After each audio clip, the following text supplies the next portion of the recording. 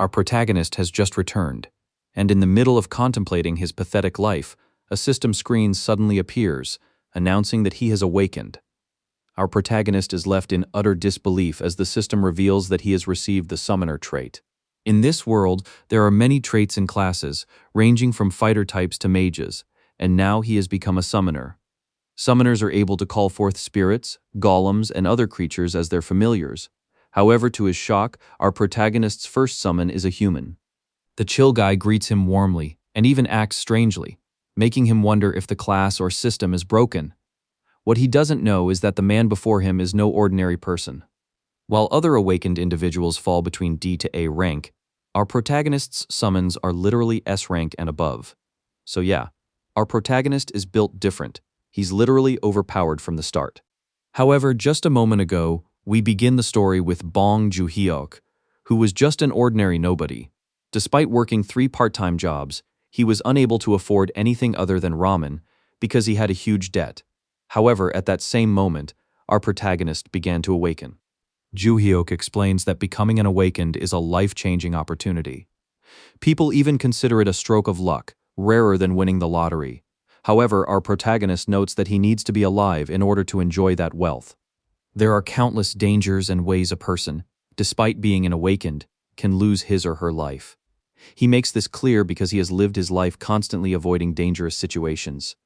To put it simply, he has lived as a wimp, a loser, and a coward. It's safe to say that being an awakened doesn't feel real to him. He even wonders if he is hallucinating. Because of this, he calls up the status window. The status window immediately shows his information, his name, his affiliation with the Black Tower in Korea, and, as we already know, he is a summoner with a designated random summon. The system window is enough confirmation that he is truly an awakened. As a result, he decides to test his trait. The moment he dramatically uses his designated random summon skill, nothing really happens, making him realize his mistake. Joo-hyuk explains that the skills of an awakener don't work outside the tower. An awakener's skills and traits are only usable inside the tower. Aside from accessing the status window, the moment a player exits the tower, they automatically become a regular human being. However, to Joo-hyuk's shock, his random summon actually activates. Our protagonist is stunned because this is the first time a skill has worked outside the tower. Even more shocking is that his first ever random summon is a man. Seeing our protagonist's blank reaction, the newcomer greets him warmly. Meanwhile, our protagonist is still struggling to understand how and why a man was summoned as his first summon when he isn't even inside the tower. Speaking of the man, he politely asks our protagonist if he could eat some ramen. Our protagonist watches his summon eat as he criticizes the taste of the food. Now our protagonist is still wondering how he managed to summon a man out of nowhere. The status window pops up again. It explains that our protagonist can summon both humans and demi-humans. In addition, they are divided into 4 classes, beginning from rare up to legendary special super rare. Furthermore, his summons are forced to abide by 3 principles. First, they must protect him above anything else. Second, they must obey him absolutely. In cases where both principles conflict, the first one takes priority. Our protagonist notes that these principles are useful, but they still don't explain the guy he just summoned. As if to answer him, the system pops up the man's bio. John Cusack, also known as the Mad Assassin of the Cruel Assassin Guild. He is a super rare summon. Obviously the guy is human, with a 6-hour manifestation time. Our protagonist feels a headache coming on as more information about John Cusack floods into his mind. In that instant, our protagonist feels his consciousness being pulled into a different dimension, more precisely, into John Cusack's past memories. Our protagonist watches as John easily deals with several men. After that, John takes his time tying ribbons on the severed heads, making our protagonist realize why he is called the Mad Assassin. Anyway, the system explains from John's memories that he met his end because of a failed assassination attempt. To put it simply, his target was the Empire's strongest swordsman. He got sliced in half before he could even sense the Swordmaster's attack. So when our protagonist suddenly senses John behind him asking why he was spacing out, he immediately panics and creates distance. Our protagonist realizes he has just summoned a monster, but thankfully, he is reassured by the summon principles. Unsurprisingly, John Cusack follows all of our protagonist's instructions, even cleaning his place without complaining. Seeing our protagonist's reaction, John reminds him that it is his duty as a summon to follow all his orders. Our protagonist tests this by telling John to bark. At first, our protagonist becomes anxious, wondering if he has gone too far. To his surprise, John actually obeys, despite his previously prideful personality. Now, Juhyok is completely reassured that nothing will happen to him. Just then, frantic, heavy knocking is heard at the door. Our protagonist almost forgot that today is the day he is supposed to pay the interest on his debt. He explains how he ended up in debt. He needed a huge sum of money, and since the bank couldn't lend to him, he had no choice but to go to loan sharks. This was because of his father's injury, which required surgery, and he also needed to pay for his little brother's tuition. So yes, he desperately needed the money. However, all this time, he has only barely been covering the interest and hasn't touched the principal. Still, he doesn't regret his choices. Hearing the loan sharks growing restless outside, our protagonist calls John Cusack. Misunderstanding the situation, John prepares himself and asks for the kill order, but our protagonist shakes his head. Instead, he pushes John to hide and insists that he must not make a sound, no matter what he hears. The moment our protagonist opens the door, the loan shark immediately reminds him about the interest. Our protagonist replies that he simply forgot. Offering advice, the loan shark suggests he could sell one of his kidneys and all his problems would disappear. The moment one of the loan shark's companions mentions our protagonist's little brother, he becomes furious. Seeing this, the boss questions his sudden expression and asks if he plans to fight. Scratching his head, our protagonist immediately denies it. With that, the loan sharks leave, though not without warning him to watch himself if he doesn't want to end up dead. At the same time, John Cusack comes out. Our protagonist comments that he did a great job staying quiet, which was expected since he was instructed to do so. Because of today's events, our protagonist begins to weigh his options, wondering if he should enter the tower. But unfortunately, a coward like him would rather play it safe than risk entering the tower. Interrupting his thoughts, John Cusack asks if there is anything he can do. Our protagonist replies that he can do whatever he wants. John cheerfully responds that he wants to watch TV.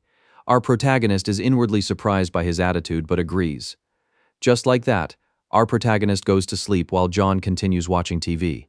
He thinks that even though John is a summon, he isn't entirely bad. Having someone around isn't so bad. Anyway, he decides to sleep because he has a long day ahead. The next scene takes us to the following morning. Our protagonist doesn't see John, so he naturally assumes the summon has been unsummoned after the manifestation time expired. He is about to get ready for work when he is interrupted by breaking morning news. The reporter talks about what they suspect to be an attack on an illegal loan shark agency. The moment the name of the agency is mentioned, our protagonist freezes, because yes, it's the same loan shark from the previous day. Even more shocking, the heads of all the members were cut off and tied with ribbons. Of course, this can only be the handiwork of one person. Our protagonist shouts, concluding he just summoned a terrifying murderer. Later at work, our protagonist goes over the news. The entire time he reads the article, he thinks he is completely screwed. Just then, a customer approaches him with an item. However, our protagonist is so terrified that he keeps imagining the severed heads of the loan sharks. Seeing his reaction, the female customer asks if he is okay, and he quickly apologizes. After his day job, our protagonist decides to take some time off from all his part-time jobs. Apparently, he can't stop seeing the heads of the loan sharks and ultimately concludes that it was because of him. Anyway, later that day at his house, our protagonist browses the system and checks John Cusack's information once more. He concludes that the guy really is a mad assassin, and he feels grateful that he is the summoner, meaning the guy can't harm him. Nonetheless, our protagonist summons John. However, something strange happens. Before summoning, the system reminds him to leave a satisfaction rating. Our protagonist had almost forgotten about this. Because of the traumatic experience John put him through, our protagonist initially considers giving him a 1-star review. But he can't bring himself to do it because he isn't heartless. The system notifies him that he has left a 3-star rating. Our protagonist explains that his mom used to be a coordinator for a water purifier rental company. In other words, he knows from experience how heartbreaking a poor rating can be. Anyway, John Cusack is summoned and greets our protagonist with his usual enthusiasm.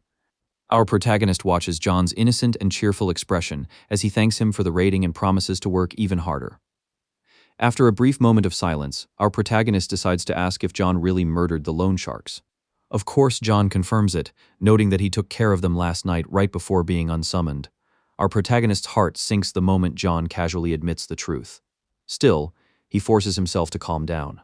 When he asks John how he even discovered their location, John reveals that he placed a mark on them using a tracking skill.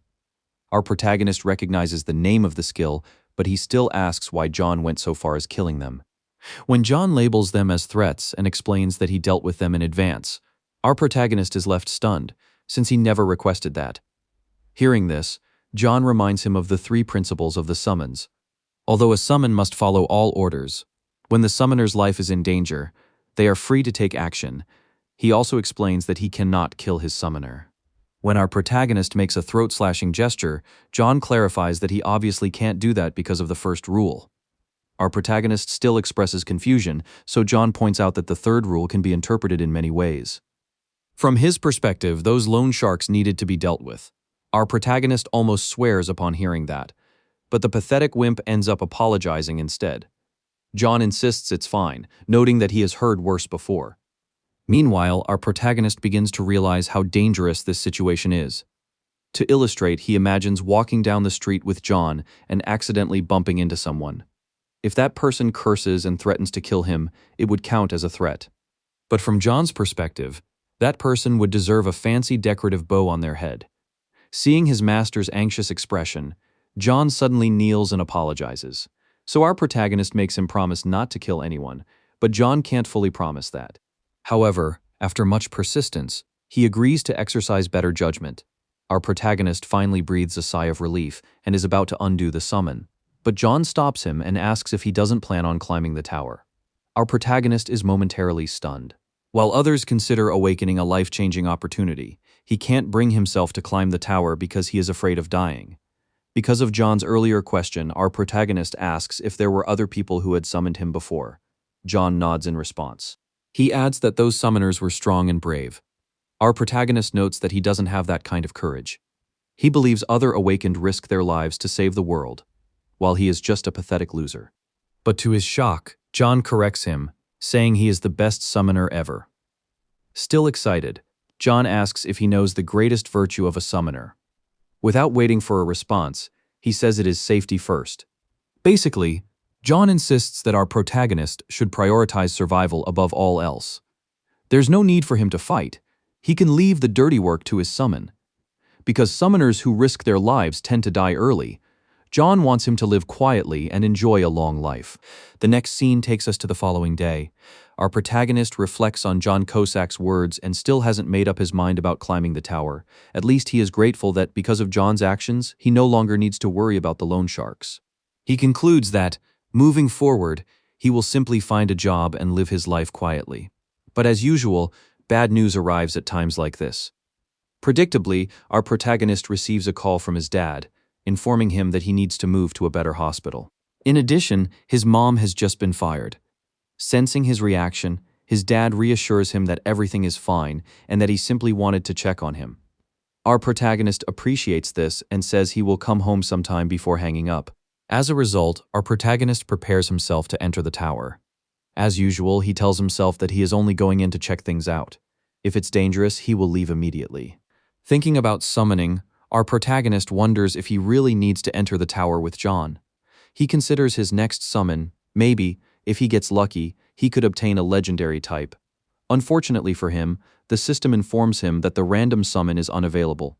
In addition, he learns that the cooldown for random summon is 1 month.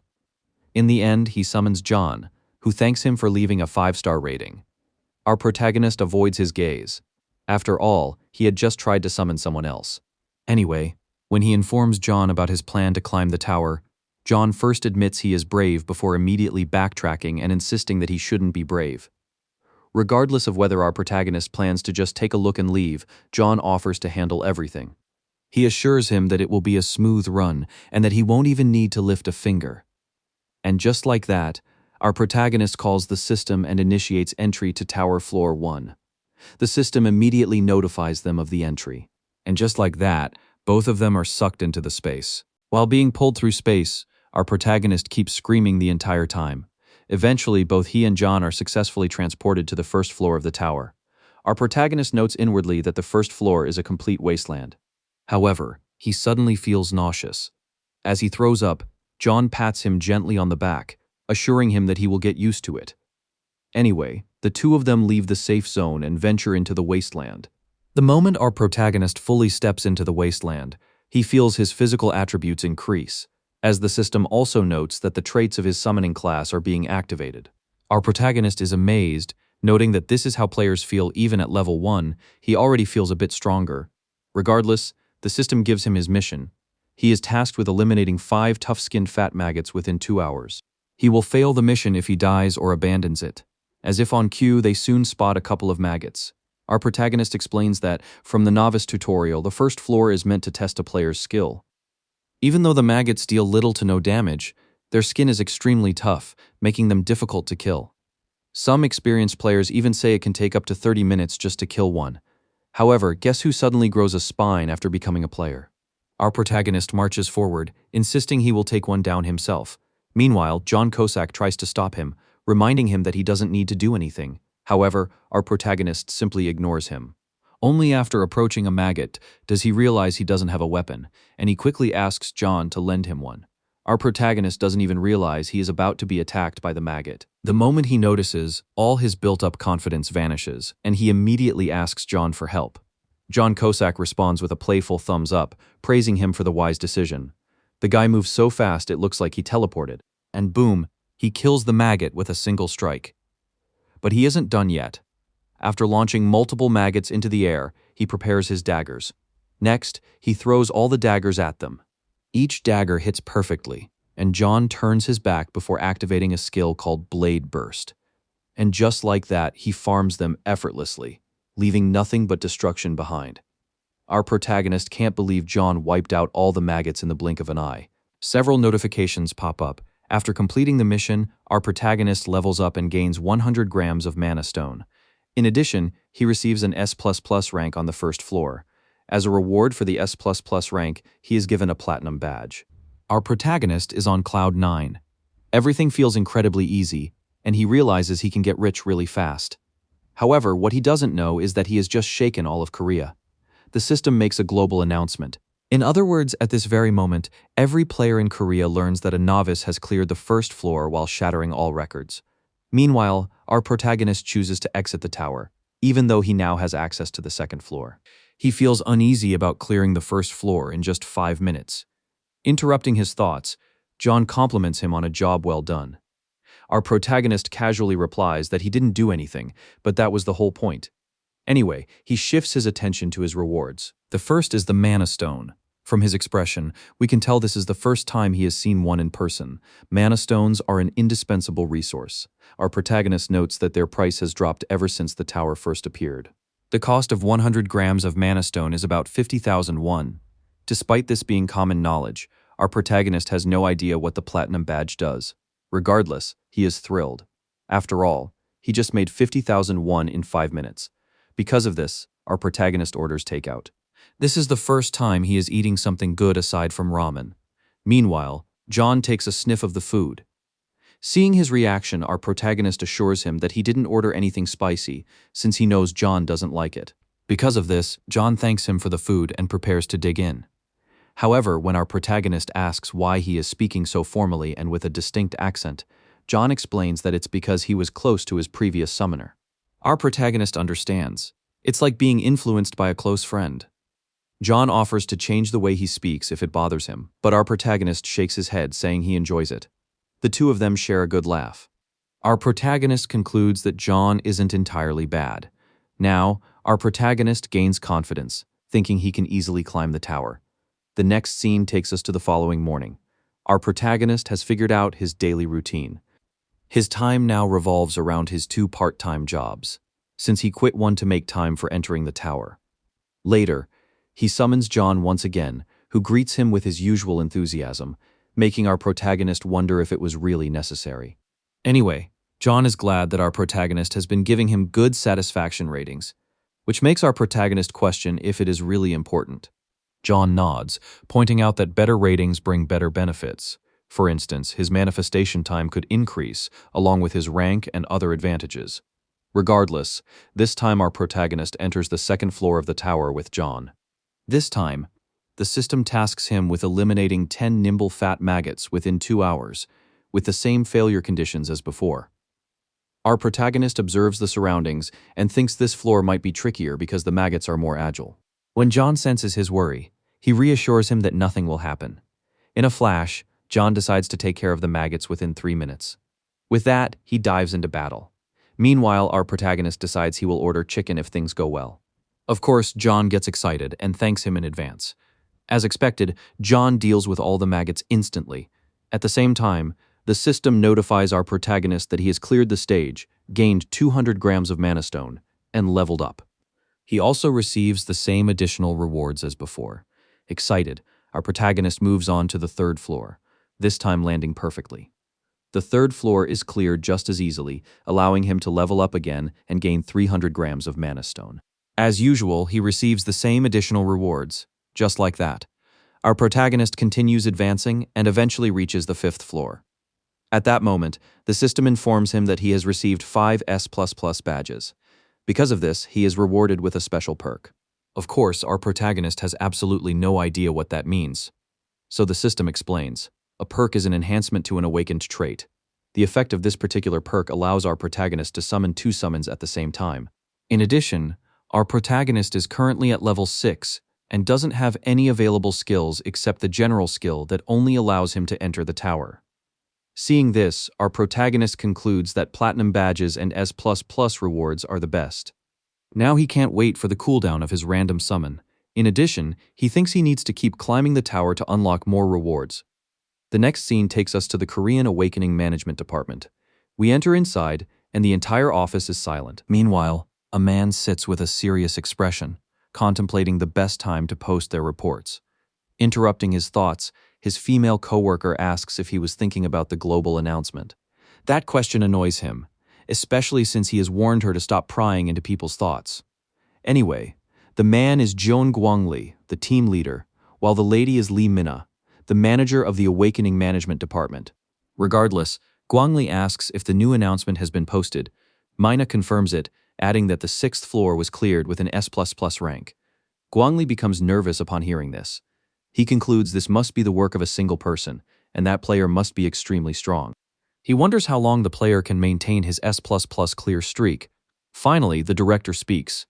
Park Kyung-soo tells them that, as they already know, the highest rank in Korea is an A, and now someone has just shattered what they never imagined was even possible.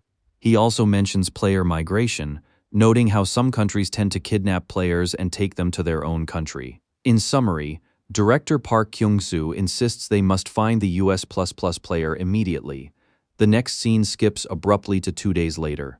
Inside our protagonist's place, John Cusack is busy helping with the dishes as our protagonist informs him they are heading to the 8th floor. Meanwhile, our protagonist's thoughts reveal that from the 1st to the 10th floor are basically the beginner floors. In other words, things should proceed smoothly.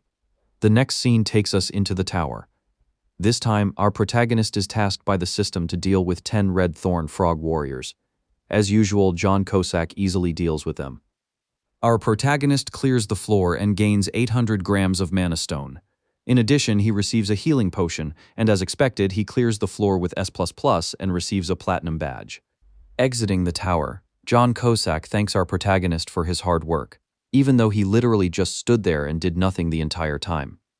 John points out that this is the entire point of being a summoner, but warns that things might get tricky after the 10th floor. Regardless, our protagonist is excited and decides to reward John Cusack for his hard work. To his shock, John Cusack immediately refuses the money, insisting he would rather watch TV instead, adding that he can't leave our protagonist's side. Our protagonist realizes this has to do with the principles of the summon.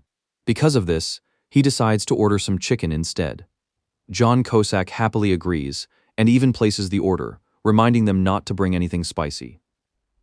Anyways, our protagonist thinks of his other rewards and decides to give John the healing potion. As for the mana stones, he thinks it's about time to start cashing out by selling them.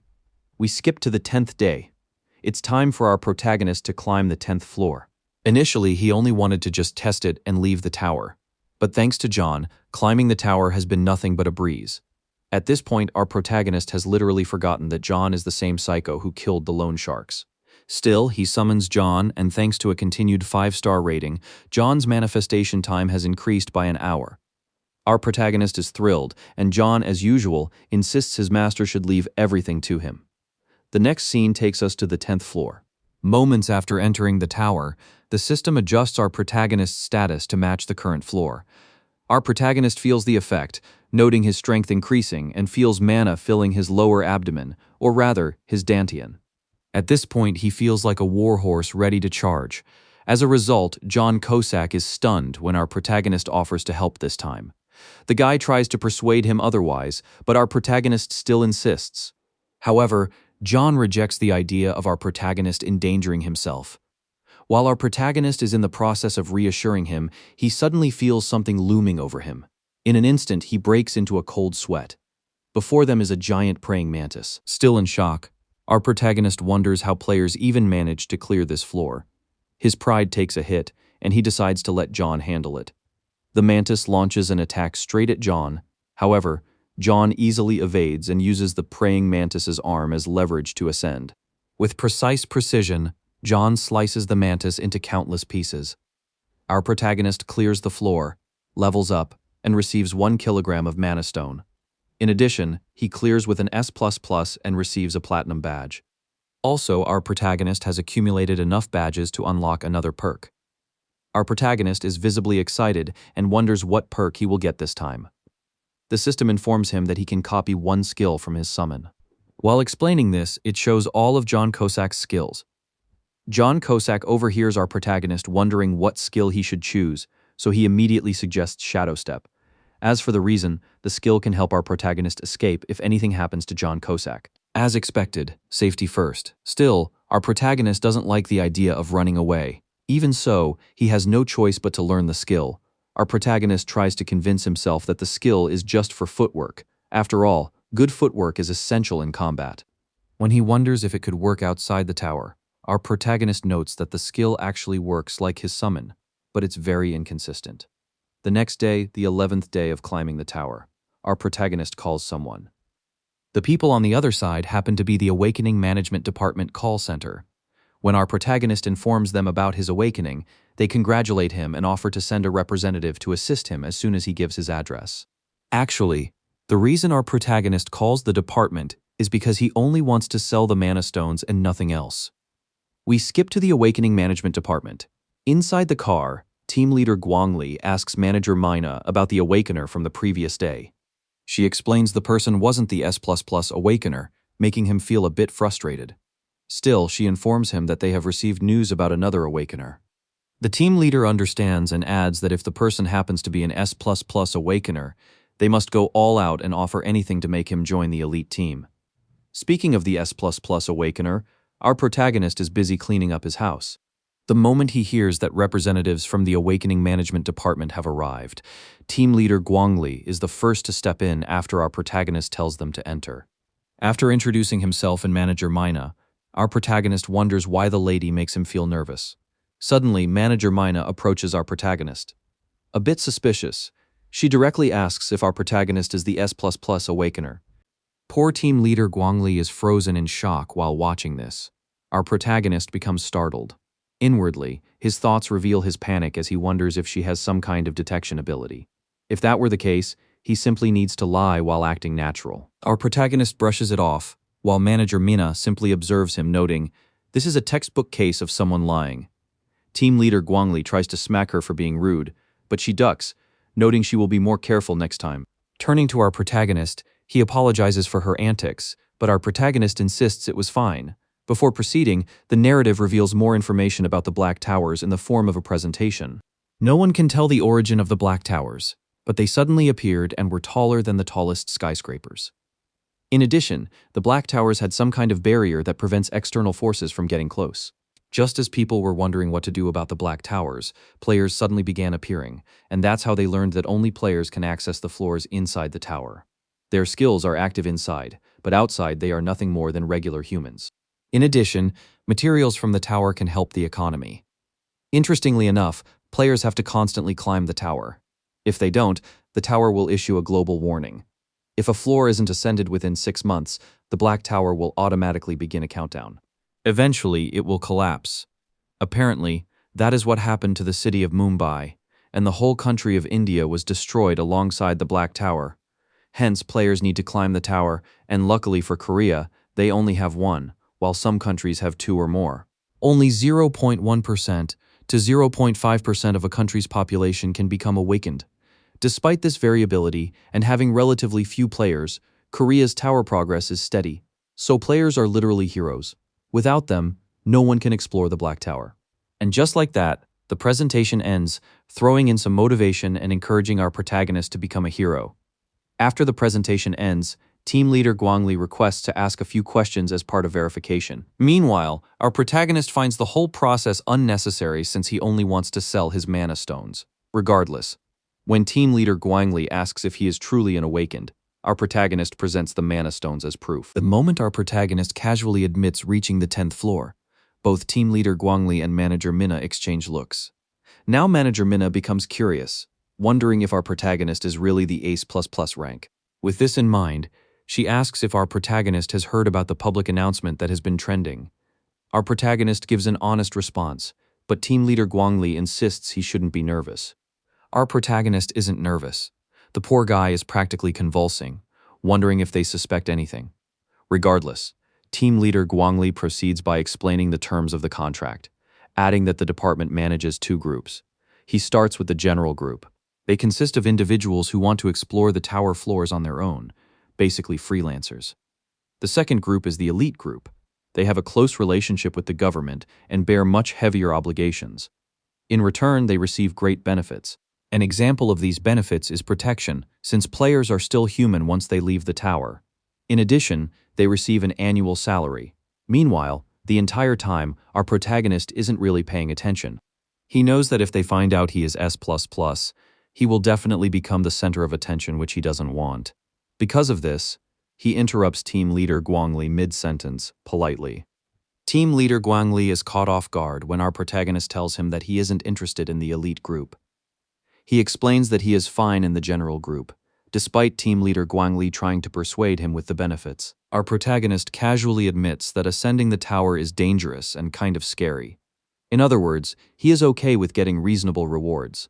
Meanwhile, manager Minna observes team leader Guangli's failure to persuade our protagonist, like an annoying salesman who fails to take the hint when a customer isn't interested. She thinks to herself that people already know there will come a time when they reach their limit and can no longer ascend the tower. But having someone admit it so blatantly is something else. Even if our protagonist eventually joins the elite group, he would be nothing but dead weight since he doesn't have the desire to climb the tower. Finally, our protagonist is relieved when team leader Guangli decides to respect his choice, so he suggests our protagonist enter the tower as the last part of verifying that he is awakened. Before entering, he suggests our protagonist use the opportunity to clear a floor, since a player can only enter the tower once a day.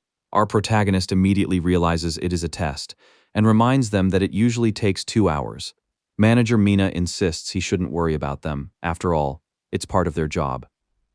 Our protagonist decides to enter the tower, telling them to feel free to treat themselves while he is gone.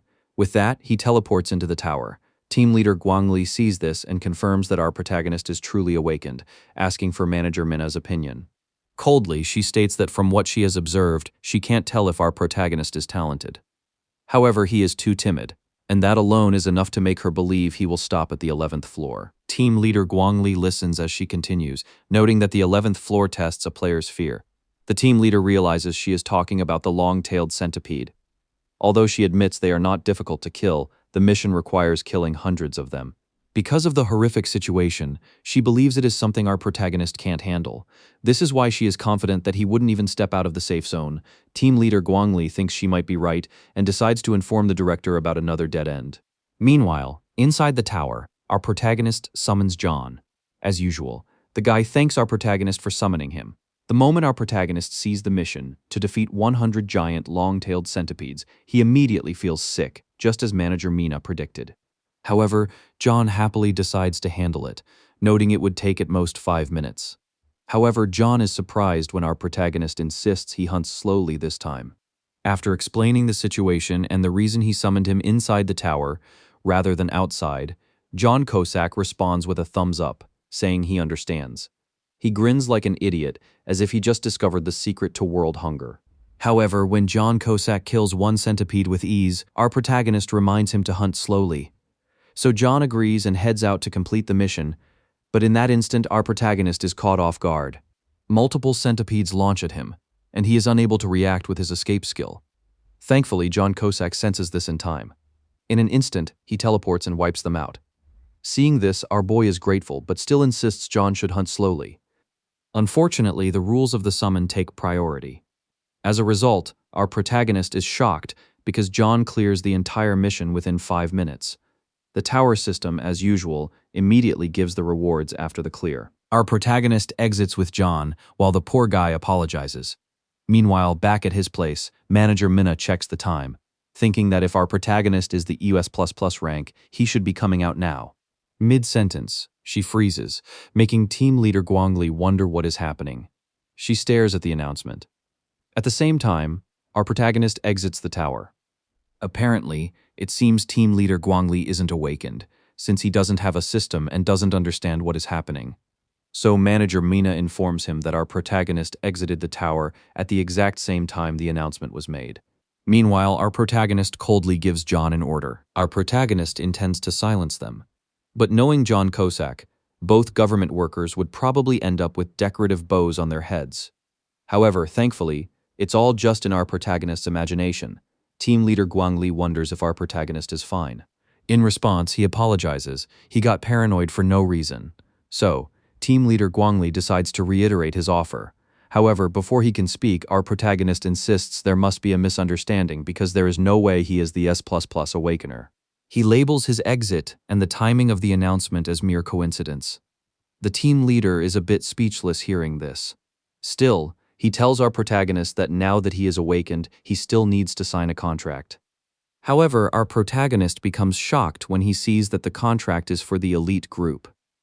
Team leader Guangli notes that he is correct, but adds that this contract is different from the normal elite contract, because this one is an ultra-elite contract. Listing the perks, he explains that our protagonist's annual salary will be 12 billion won. In addition, he will have his own private security team. As if that wasn't enough, he will also be granted immunity. In simple terms, our protagonist will be treated like nobility.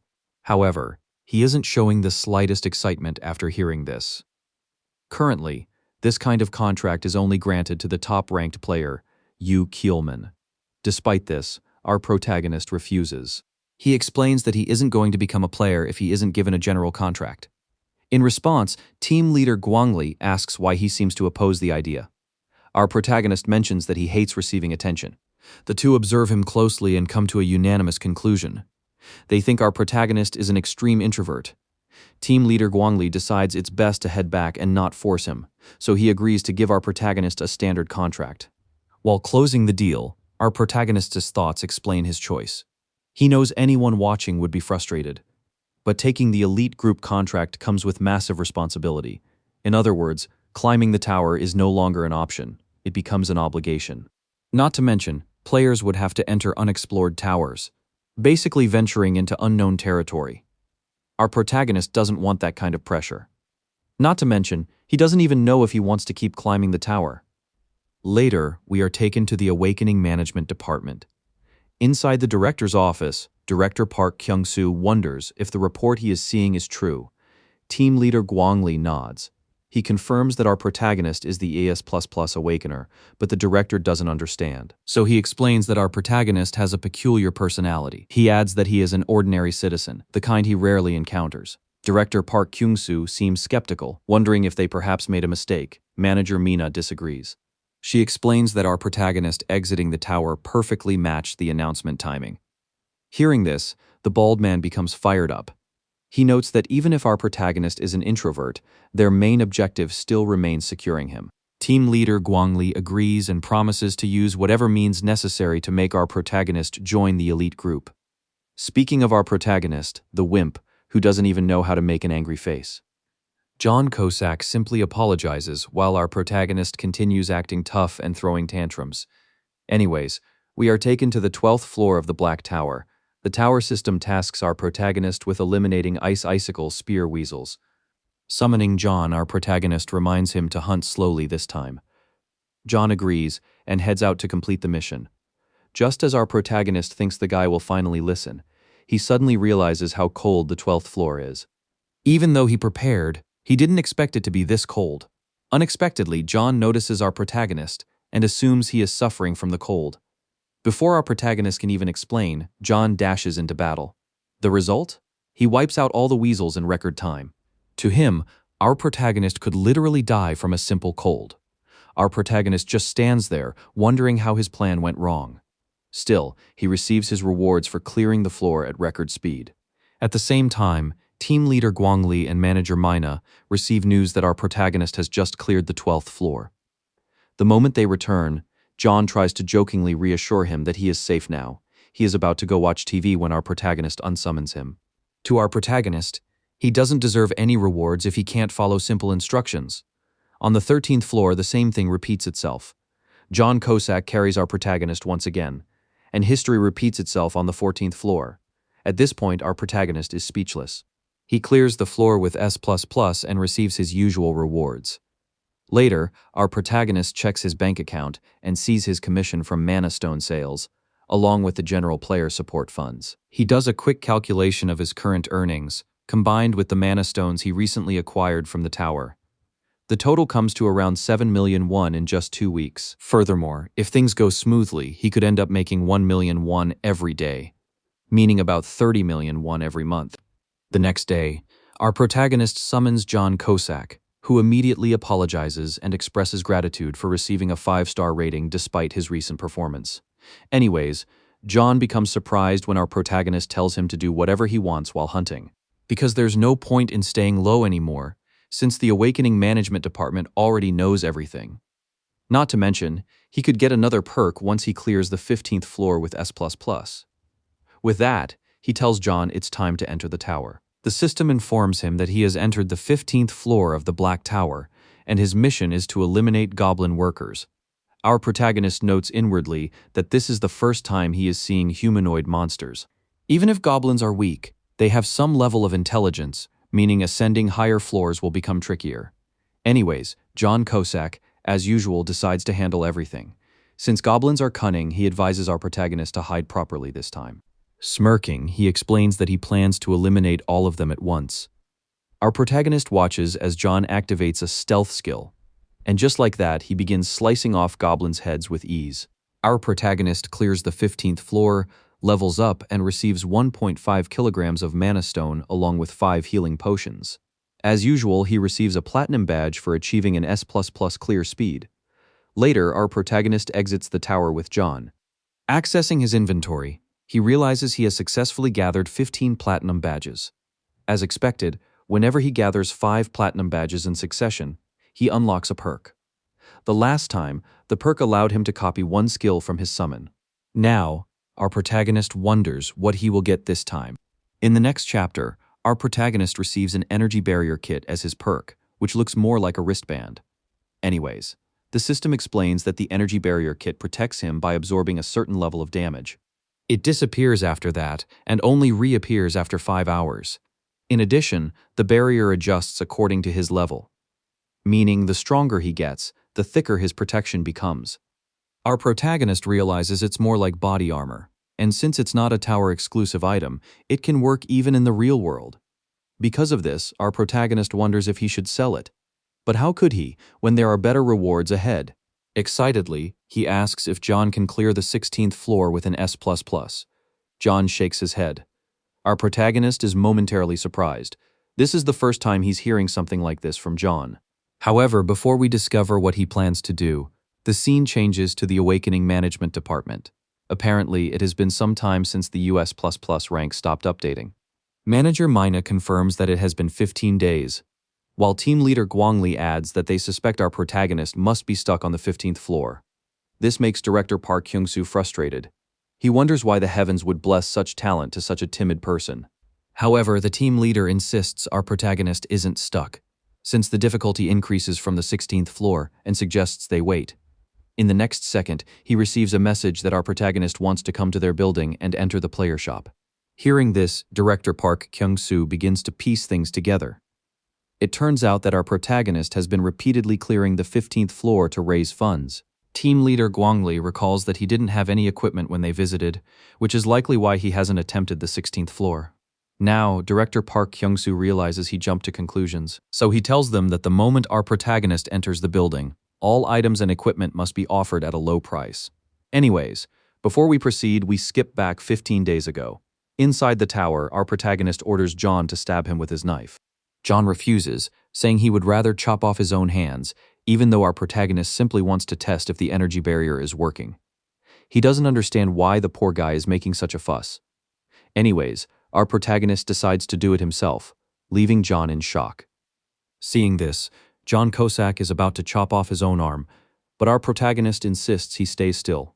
Apparently, he forgot to activate the energy barrier. After healing himself with a potion, John begs him not to pull something like that again.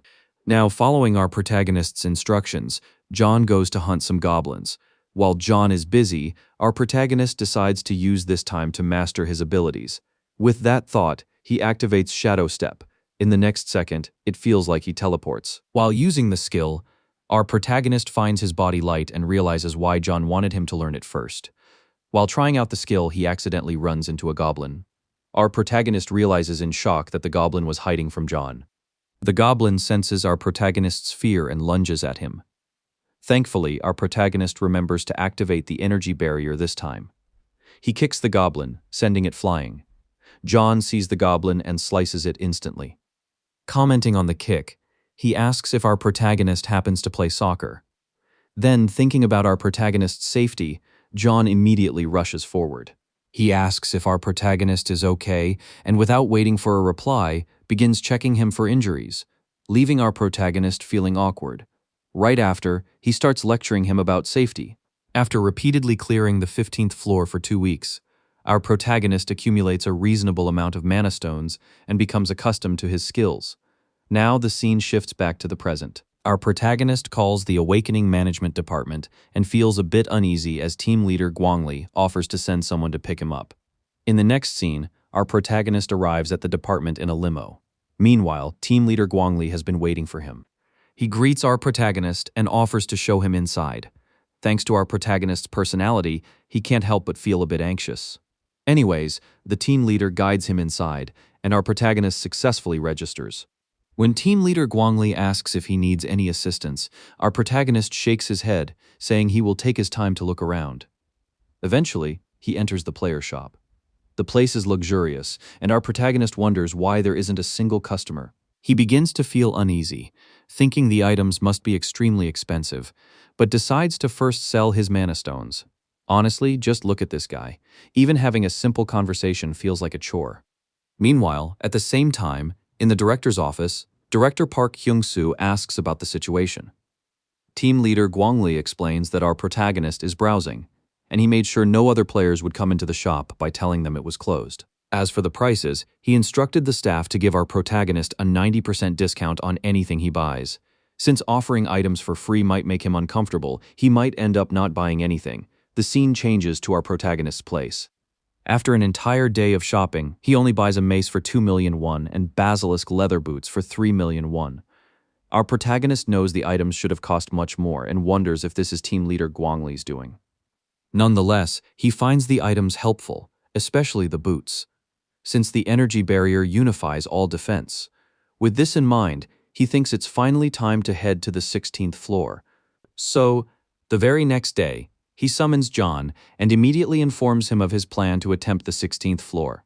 He also explains that it's finally time to use his random summon again. John is surprised upon hearing this. Still, our protagonist initiates the random summon while calling out to every god from different religions. Both men are stunned, and our protagonist feels that something isn't right. In the next moment, part of his ceiling is completely destroyed. Now, our protagonist begins to sweat, wondering what on earth he just summoned. Just as our protagonist was wondering if he had just summoned a monster, John becomes furious, calling the newcomer a moron. The newcomer's welcome gift is a dropkick from John Cusack.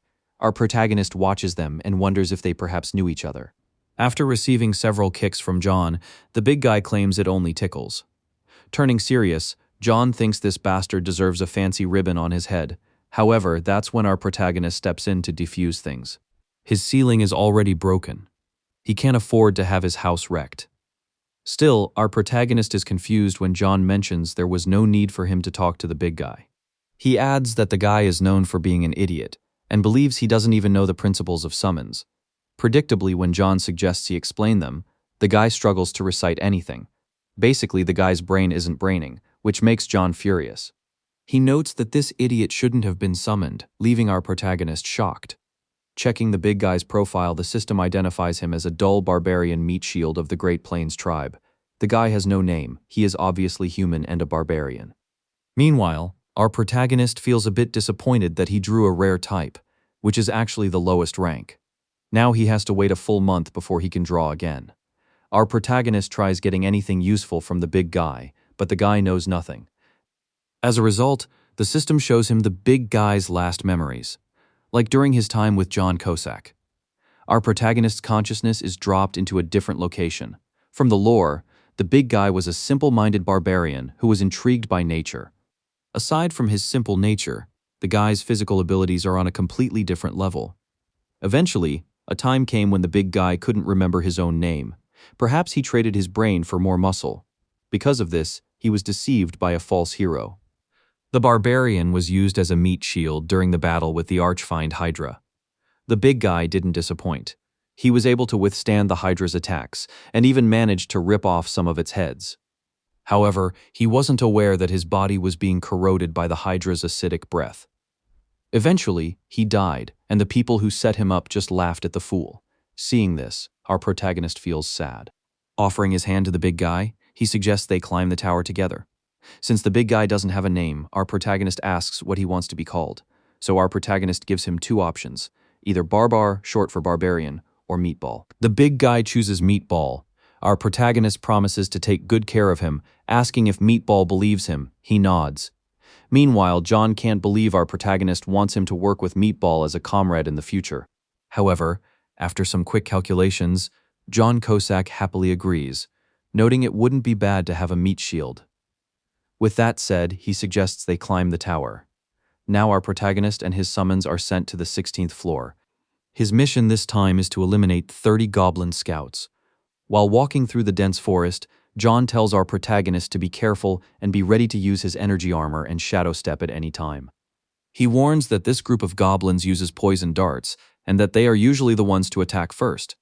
Predictably, one goblin chooses our protagonist as his target. Thankfully, John Cusack manages to catch the arrow in time. Now multiple goblins suddenly appear out of nowhere. John immediately tells our protagonist to hide, realizing they've walked into an ambush. Our protagonist takes cover behind a stone, noting there seem to be more than 50 goblins. So he tells Meatball to block all the attacks. The big guy is activated. He lifts himself into the air. The whole goblin army freezes, seeing him come down like some kind of meteor.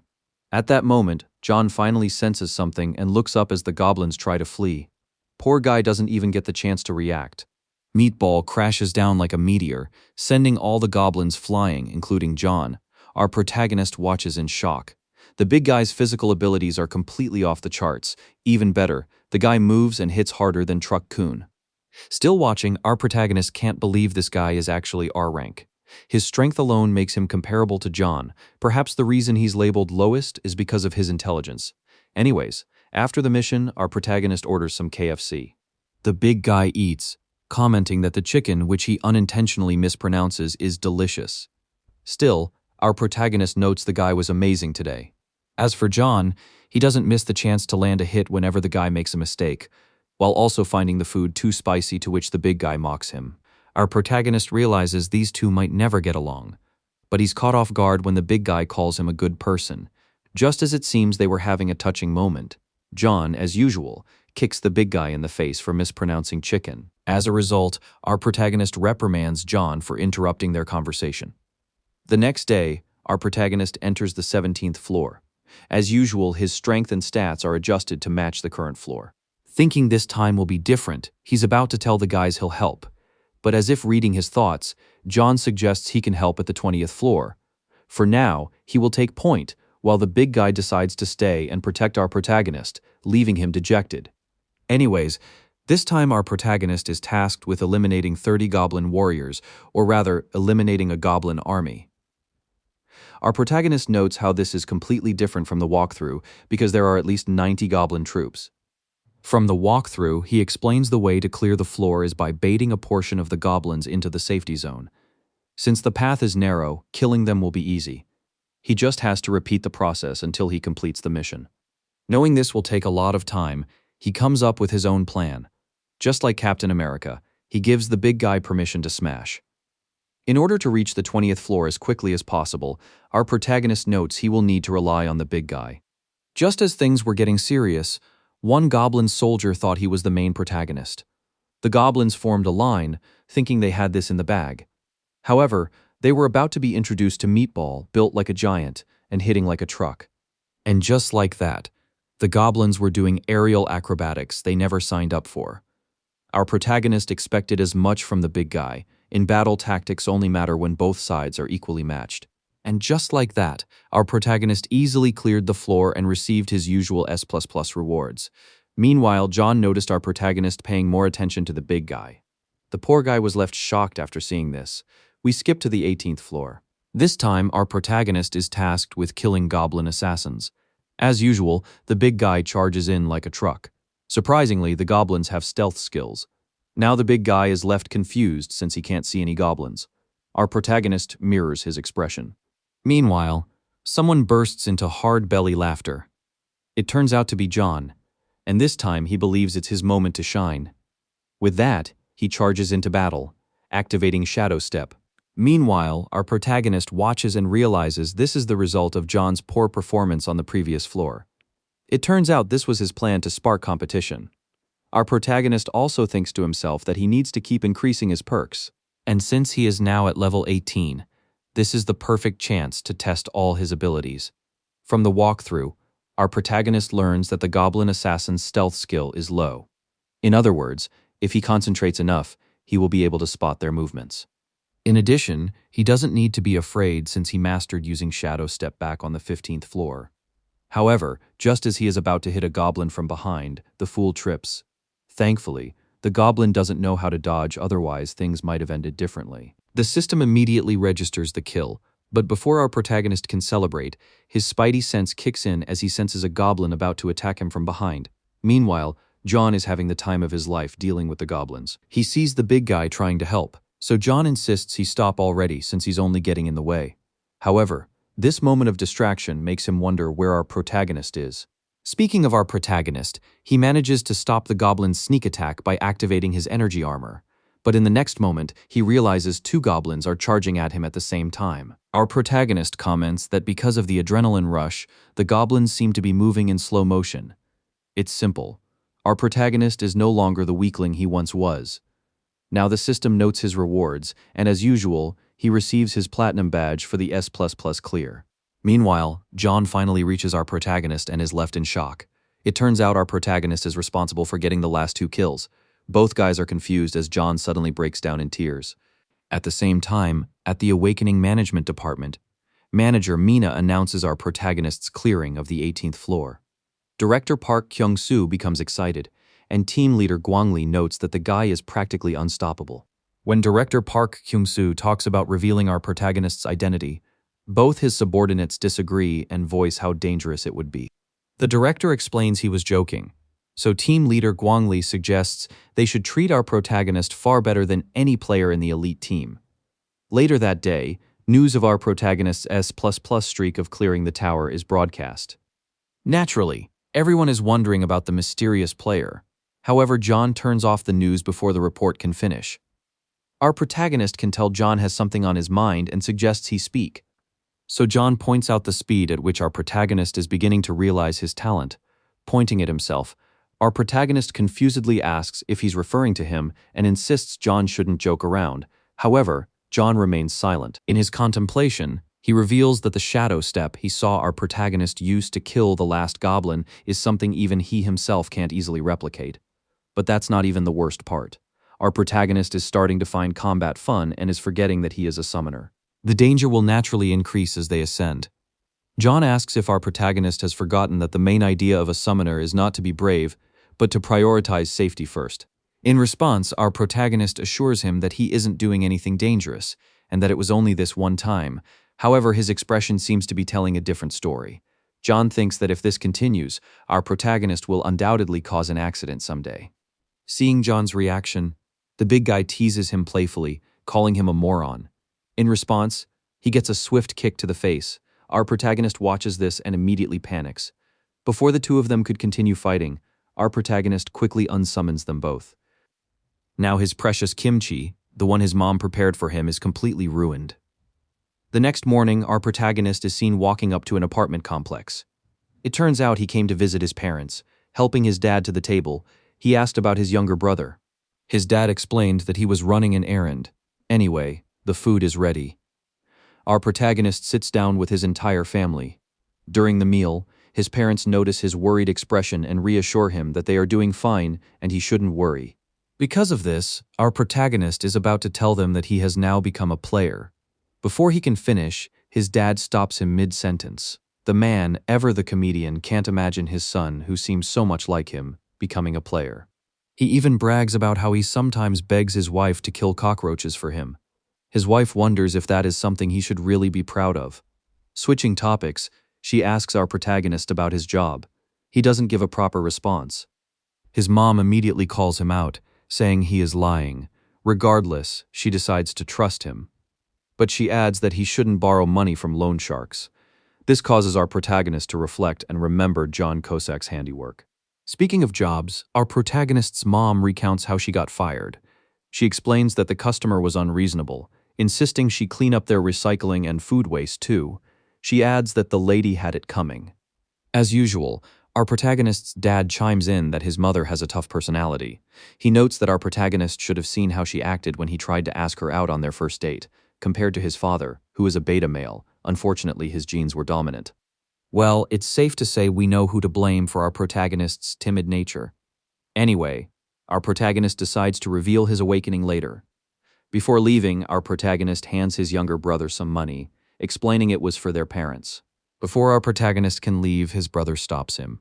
At first, our protagonist thinks his brother is looking for a way to thank him for the previous money he gave. Assuming that's the case, our protagonist insists he doesn't need any thanks. But to his shock, his brother simply asks if he forgot about him. The money he gave was meant for their parents. Little brother wants his cut. Our protagonist could only sigh and agree. Later that same day, our protagonist arrives at the Awakening Management Department. Although he admits that he didn't originally plan on coming, after seeing his parents he felt the need to do things properly. Even though team leader Guangli had told him to inform him beforehand if he wanted to come, our protagonist thinks going in directly should be fine. Although he has the energy barrier to protect him, ascending the tower means he needs stronger equipment. In other words, the best thing he should buy is a shield. But to his shock, the shields start at 100 million won. Quickly, he makes an excuse while wondering why the equipment has suddenly become so expensive. He also wonders why a female staff member is attending to him instead of a male like before. After searching for a moment, the female staff happily presents him with a cheaper and more suitable option. Upon equipping it, our protagonist is amazed, especially since it pairs perfectly with his mace. The price of the shield is 40 million won. After making the payment, our protagonist wonders why talking to the female staff felt harder than facing goblins. Just as our protagonist decides to head out, a random man suddenly asks how long he has been a player. Before our protagonist can speak, the man takes the initiative and introduces himself as Choi Hoseok. Our protagonist replies with his own introduction, and they both share which floor they have currently reached. Hearing that our protagonist is only on the 10th floor, Choi Hoseok beams with joy, noting that he is still somewhat of a rookie. He offers to share some advice since he has already reached the 30th floor. Anyway, the guy seems like a chill person and decides to leave first. Our protagonist can't help but envy his bold personality, thinking someone like him must already have a girlfriend. Later that night, our protagonist checks his status window. He is currently at level 19, has 2 summons, and his combat skill is Shadow Step. Seeing this, he feels good and thinks he can challenge the 20th floor. But before that, he needs to make an agreement with John. The moment he summons John, the man feels as if he has tasted something bitter while trying to greet our protagonist. The poor guy collapses, thinking our protagonist must be enjoying himself too much now that he has just bought a shield. When our protagonist mentions that it was meant to protect himself, John notes that those were the exact words his former summoner once said. Regardless, our protagonist is stunned when John begs him not to consider charging in first. He makes our protagonist promise that if the worst happens, he should sacrifice him and the big guy to escape. However, in that moment, he smells something good. John Cusack felt grateful for the food and, at the same time, felt bad for the big guy. Still, he enjoys the dumplings with our protagonist. Mid-bite, John suddenly asks our protagonist if he has a grudge with someone. Seeing his master confused, John explains that he can sense an overwhelming amount of killing intent right outside the door. Our protagonist breaks into a cold sweat and at the same time overhears someone calling from outside.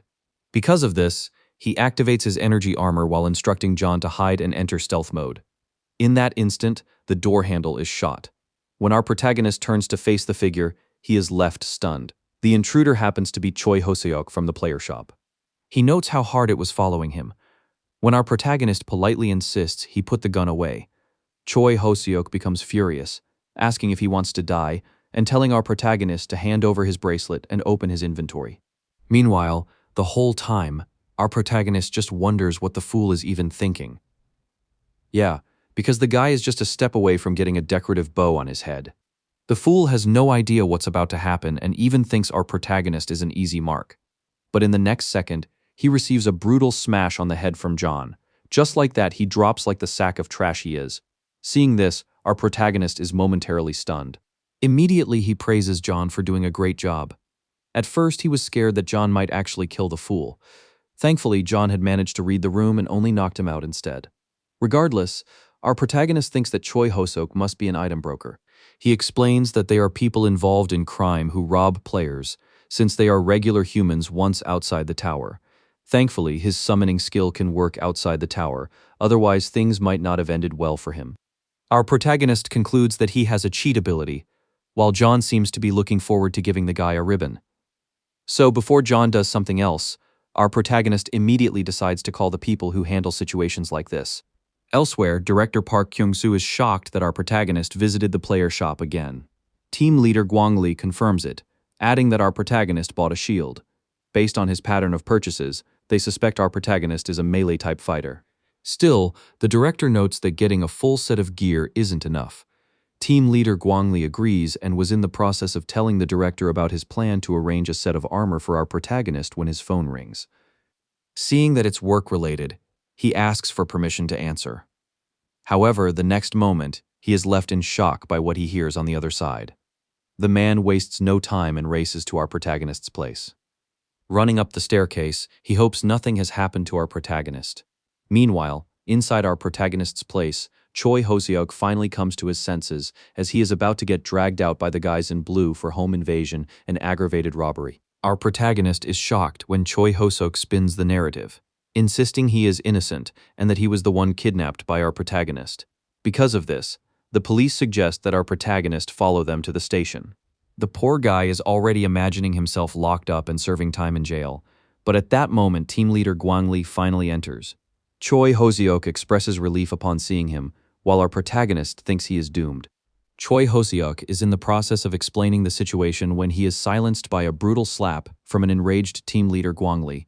The slap hits hard, leaving him stunned and bleeding. The cops and our protagonist watch in silence as Choi Hoseok's player access is revoked. Choi Hoseok insists there has been some kind of misunderstanding. Finally understanding his situation, Choi Hoseok begins pleading, but team leader Gwang Lee coldly asks if the guy thinks he is a fool and doesn't know anything. It turns out this is not the first time he has pulled something like this. Still furious, team leader Gwang Lee insists he lawyer up, if any lawyer in the city will even agree to take his case. As he is taken away, team leader Gwang Lee reminds the cops that even if he tries to escape by entering the tower, they should wait because he will reappear in the same spot he used when entering. Turning to our protagonist, team leader Gwang Lee asks if he is fine. Our protagonist is slightly panicked after seeing his expression. But to his shock, team leader Gwang Lee expresses an apology and promises he will make sure this never happens again. In his thoughts, he realizes he can no longer wait and must make our protagonist join the elite team. Anyway, the next day our protagonist enters the 19th floor of the tower. Their mission is to defeat 30 goblin shamans. Normally, the shamans are no threat since they can't use powerful magic attacks. They rely on curses and some debuff magic. However, our protagonist has nothing to worry about, because the big guy can actually resist the curses with his battle cry. With the big guy acting like a tank and John Cusack moving in from behind, John suggests they clear the floor as quickly as possible. The guy understands because he remembers what he and John had discussed. With that, both of them charge forward. Meanwhile, our protagonist is in the process of joining them when the tower's system suddenly informs him that the floor has been cleared, leaving him in surprise. It turns out this was John's plan. Apparently, the guys deliberately cleared the floor fast to prevent our protagonist from getting excited and joining the fight. Nonetheless, our protagonist clears the floor with an S++ rank and receives a platinum badge. The following day, we finally reach the 20th floor. Our protagonist explains that the 20th floor is known as the Talent Evaluator and is extremely difficult. John also notes that it is going to be dangerous because this time they are going up against an entire goblin army, meaning soldiers, assassins, shamans, and even a hobgoblin. Because of this, he insists our protagonist just chill in the safe zone while he and the big guy handle everything. The system shows their mission is to kill 100 of any type of goblin, in addition to killing one hobgoblin with a time limit of 10 hours. Our protagonist understands their intentions, and John smiles seeing that our protagonist is staying put. With that, he tells the big guy to draw out the aggro. He charges forward, and our protagonist watches the battle unfold. To John's disbelief, our protagonist suddenly vanishes from the safe zone. Using Shadow Step, he approaches the big guy. Using him as a boost, our protagonist tells him that he will take point. Now, this is exactly what John was scared of. Although he is glad to see the bravery, that doesn't translate to being reckless. The poor assassin is left in utter shock, seeing this character development. Our protagonist explains that ever since childhood, he has always been an introvert. Things got a little worse when he entered elementary school. In middle school, he was a complete loner. When he got to high school, things improved slightly, but he still lived his life like an outcast. Back then, he was afraid of even facing or changing the slightest things. How ironic that the same person is now going against monsters. Unlike forcing himself to engage with people, all he needs to do now is kill the monsters and get his reward. Meanwhile, poor John Cusack is still reeling from the shock. When the goblin troops react by raising their spears, our protagonist responds by using Shadow Step to evade smoothly. Appearing behind a goblin scout, our protagonist instantly deletes it with his mace. He repeats the same process, killing multiple goblin scouts within a few seconds. John watches in stunned amazement. In just a short period of time, our protagonist has mastered Shadow Step to such a high level. However, he immediately warns our protagonist about an attack coming from behind. Our protagonist manages to block most of them with his shield. Thankfully, he has his energy armor, otherwise he would have been cooked. At the worst possible time, he chooses this moment to let his timid nature get the better of him. Our protagonist loses his plot armor at the same time as he is seen running away while asking John and the big guy for help. John immediately instructs the big guy while telling our protagonist to head toward the cliff. While running, our protagonist realizes that he is losing stamina. But in the next moment, he is shocked as the cliff turns out to be a dead end. In the middle of his contemplation, the big guy enters the scene. The guy towers over the goblins, causing chills to run down their spines. One punch immediately sends multiple goblins to meet their creator. Meanwhile, John Cusack has just finished dealing with the other troops. His next targets are the shamans. After taking care of all of them, he does a head count and realizes they have killed a total of 100 goblins, meaning it is time for the final boss, or rather the hobgoblin, to show up. At the same time, our protagonist overhears a roar from a distance. The final boss of the floor has appeared. Seeing this, John immediately leaps into action while instructing the big guy on what to do. Following his order, the big guy charges directly at the hobgoblin. At first, it seems both of them are evenly matched. However, the big guy is a lot stronger. Seeing this, John Cusack comes in for a strike and notes that the guy did good. At least both of them seem to be working together anyway. They finish killing the hobgoblin.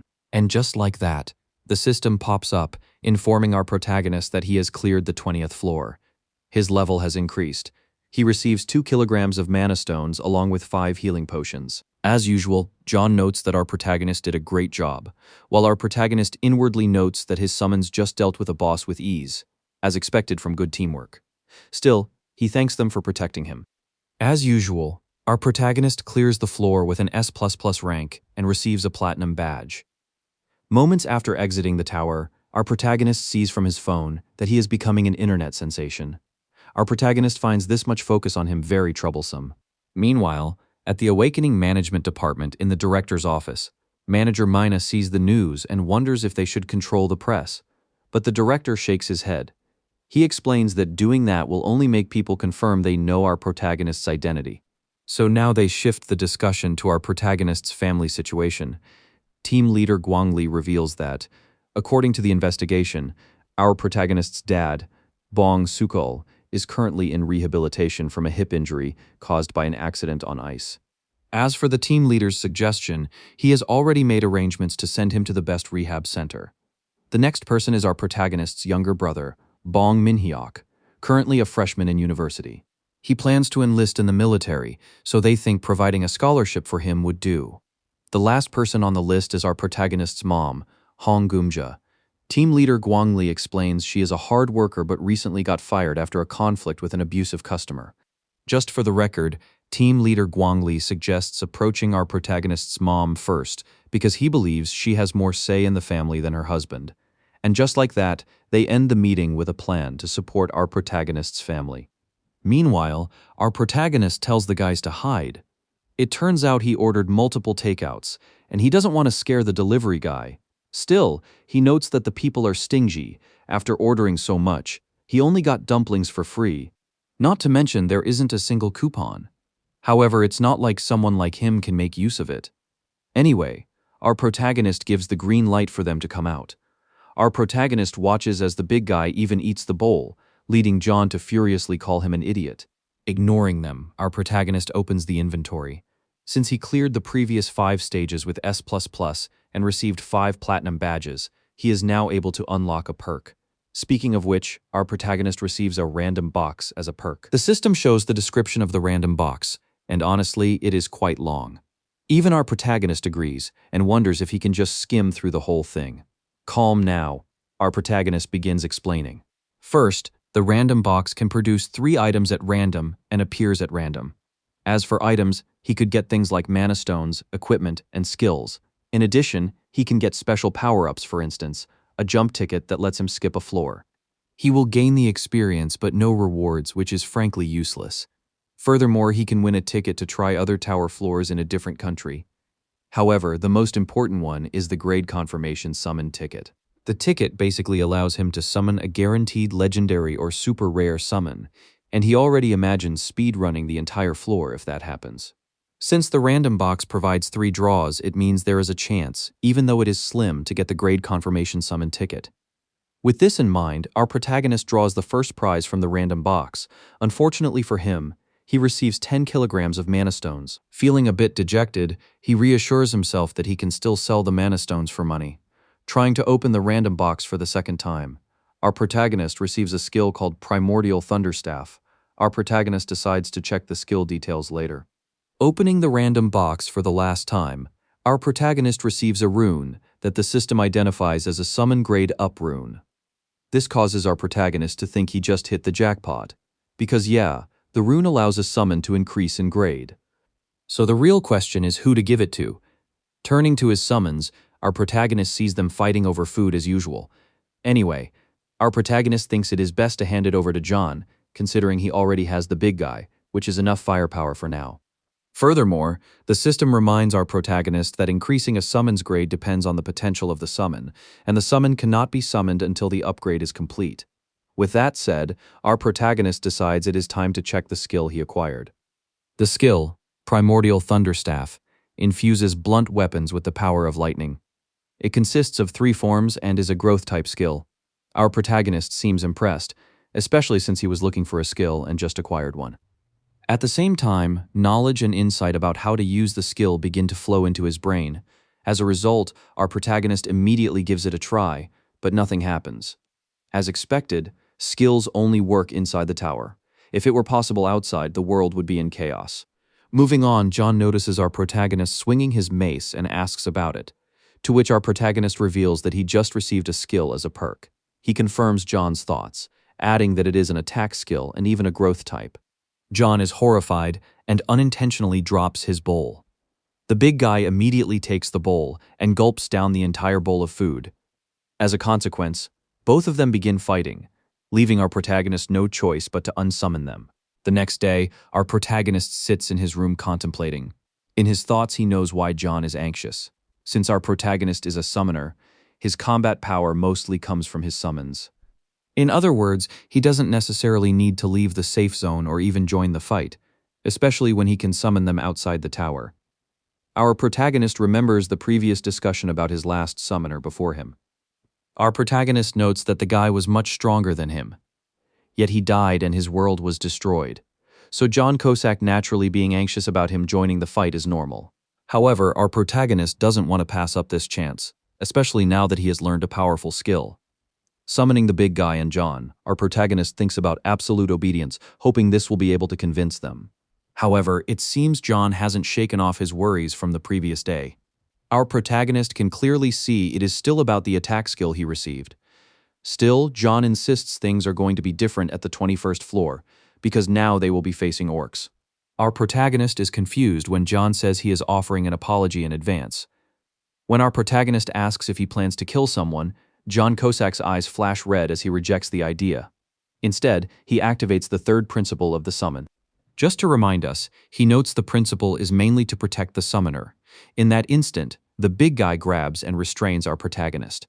Seeing this, John furiously smacks the big guy on the head, asking if the guy has forgotten the plan was to hold him inside the tower, not outside. After the banter, John explains apologetically that both of them simply wanted to keep him safe, so the plan was for him to clear the floor while the big guy kept him in check. John stands speechless, seeing our protagonist begging like a child for his parents to let him out, desperately assuring them that he will be careful. Our protagonist even swears he wouldn't charge in like before, and begs for one strike. John feels both apprehensive and reluctant to agree. After much persistence, he agrees, noting our protagonist's safety comes first and he will intervene before the situation becomes dangerous. The next scene takes us inside the tower. While leaving the safe zone, John Cusack explains that orcs, unlike goblins, are strong but stupid. Jokingly, he adds perhaps even smarter than the big guy. Our protagonist, fully geared, notes he will practice the primordial thunderstaff 10 times. John agrees, noting he can even do 100. Yeah, because they have the big guy, which is the perfect training dummy.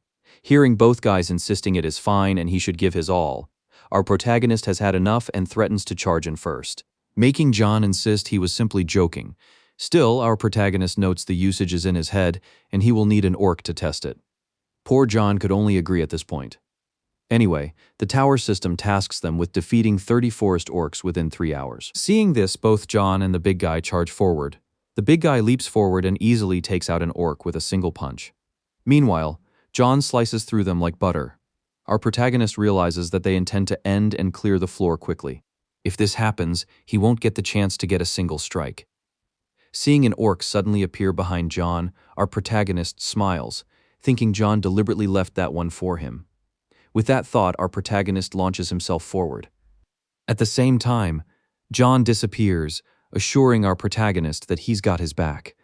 Our protagonist dodges the orc's first strike. Next, he leaps into the air, deciding to use the first form of the skill, which is a simple vertical strike. With that, lightning is infused into the mace, and just like that, our protagonist brings down the mace with all his force, using the first form, soul-chasing thunderbolt. Feeling the power coursing through his body, our protagonist can tell the strike isn't weak. After easily defeating an orc, our protagonist immediately grows excited. As a result, he charges at another orc. But in that moment, the big guy kills the orc instead. Now both he and John give our protagonist a stare. Regardless, our protagonist clears the 21st floor and receives his usual rewards. Following this same tactic, our protagonist ascends the upper floors. Basically, he only gets to kill one orc every floor while receiving the same reward from the system. It is finally the day to climb to the 25th floor. Although things have been smooth, our protagonist doesn't like the idea of only getting to kill one monster every floor. However, he decides it is best to build trust for now. At the same time, he remembers the Grade Up rune. After summoning John, our protagonist hands him the rune. At first, John seems confused, but after a close inspection, he is left in disbelief. Still in disbelief, he asks if our protagonist is sure about giving him a Grade Up rune. As a result, the guy is overwhelmed with emotion that our protagonist would give him something so precious. When our protagonist casually asks if he will begin the upgrade now, John answers that he can, but it will be dangerous if done in a rush. As for now, he asks if he could watch some TV. While talking about the cable and scrolling through channels, our protagonist suddenly sees something that makes him freeze. John, confused, asks what he is doing. In response, our protagonist tells him to switch to the previous channel. It turns out to be a news channel, and the broadcast shows his mom. Our protagonist can't understand why his mom is on the news.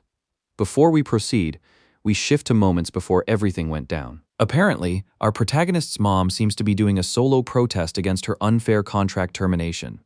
Inwardly, she reveals her frustration. She did her job by setting up a water purifier for a customer. It doesn't make sense for her to also sort the customer's recycling trash.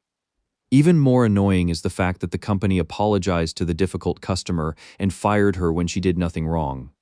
She can already imagine the executives mocking her petty attempts behind her back. Still, if any bastard dares to do that to her face, she swears she will ram her sign into their faces. In the middle of her protest, she is approached by someone. The older man in glasses calmly introduces himself as an attorney from Park and Kim law firm and appreciates her hard work. Our protagonist's mom's face shows different expressions, first skeptical, then sudden realization before becoming furious that the company would dare to sue her. However, the lawyer insists she calm down, noting her misunderstanding.